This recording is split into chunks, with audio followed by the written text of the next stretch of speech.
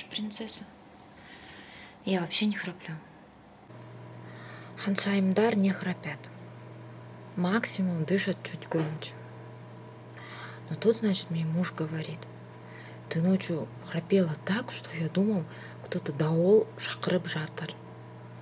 Я ему: не придумывай, хочешь, я вообще сплю тихо, как періште. Он молча достает телефон, включает запись.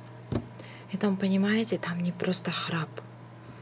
Там будто трактор, Ушак и Аю устроили совместное турне. Я стою, слушаю, думаю, ну все, разоблачили принцессу.